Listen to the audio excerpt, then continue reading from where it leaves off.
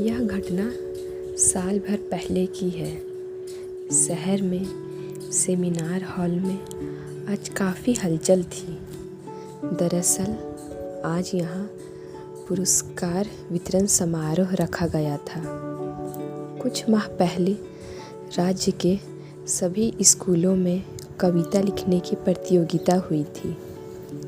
राज्य के सभी सरकारी और प्राइवेट स्कूलों के 9वीं के छात्रों ने भाग लिया था। सभी स्कूल के जितने भी बच्चों ने प्रथम स्थान हासिल किया था, आज उन सभी को बुलाया गया था। दूर दूर से बच्चे अपने माता पिता के साथ आए थे। श्याम भी अपने माता पिता के साथ वहाँ गया था। श्याम के माता पिता बहुत गरीब थे। इस बात का अंदाज़ा इसी से लगाया जा सकता था कि उनके पास पहनने को चप्पल भी नहीं थे। वह खाली पैर आए थे। श्याम बहुत छोटे से गांव से आया था। वह पहली बार शहर में आया था। बाहर बहुत सारे लोग बड़ी बड़ी गाड़ियों से आ रहे थे। तभी श्याम अपनी माँ से बोला, माँ देखो कितनी बड़ी गाड़ी है। आज पहली बार मैंने इतनी बड़ी गाड़ी देखी। तभी पास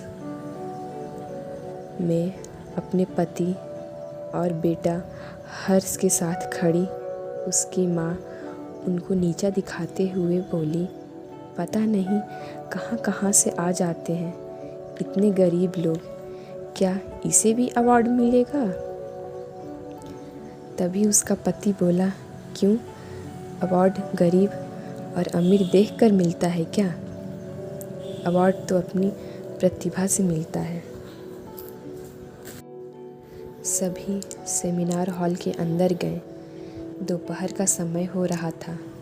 सभी के खाने की व्यवस्था वहीं सेमिनार हॉल में थी।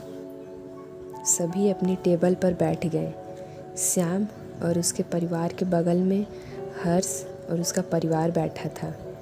खाने की टेबल पर इतना सारा खाना देखकर श्याम खुशी से चीख पड़ा और बोला, इतना सारा खाना, वाह, पुलाव, पनीर और रसगुल्ले भी, आज तो मज़ा आ जाएगा। बगल में बैठी हर्ष की मम्मी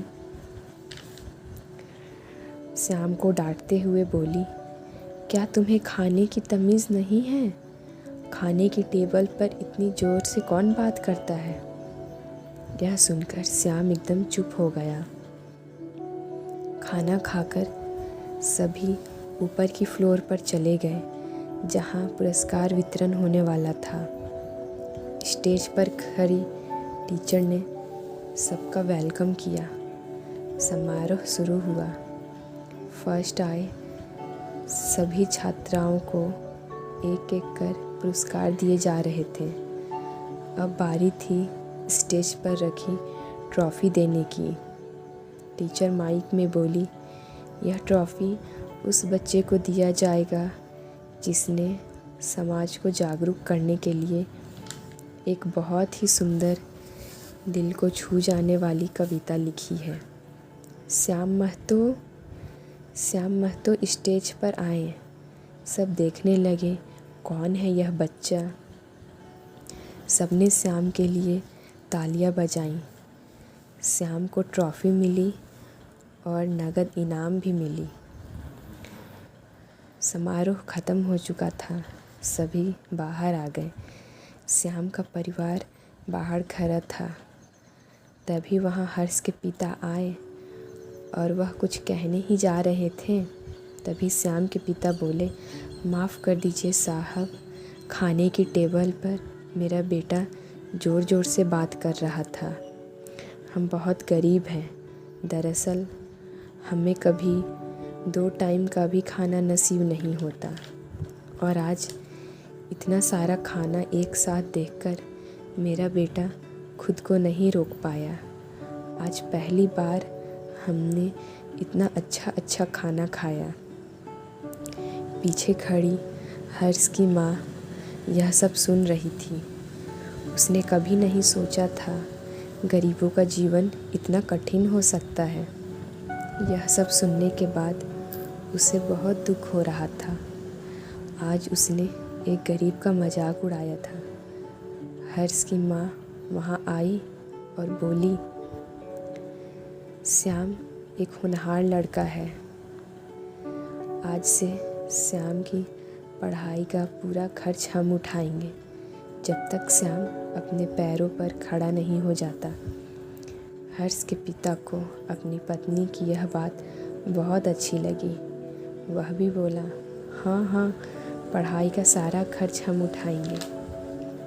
श्याम और उसके पिता के पास कोई शब्द नहीं थे उनका शुक्रिया अदा करने के लिए। वह बिना कुछ कहे चुपचाप खड़े थे। वह पूछ पूछ कर इस शहर में आए थे, लेकिन अब बस ट्रॉफ़ी लेकर नहीं बल्कि बहुत सारा प्यार और मान सम्मान लेकर गांव जा रहे थे। दोस्तों, हमें अपने आसपास के गरीब बच्चों की ज़रूर मदद करनी चाहिए। अपनी क्षमता अनुसार जितना हो सके हमें उनकी मदद करनी चाहिए। अगर वीडियो अच्छी लगे तो लाइक और शेयर ज़रूर करें। छोटी सी ज़िंदगी है, खुश रहें और ज़िंदगी को खुलकर जिएं।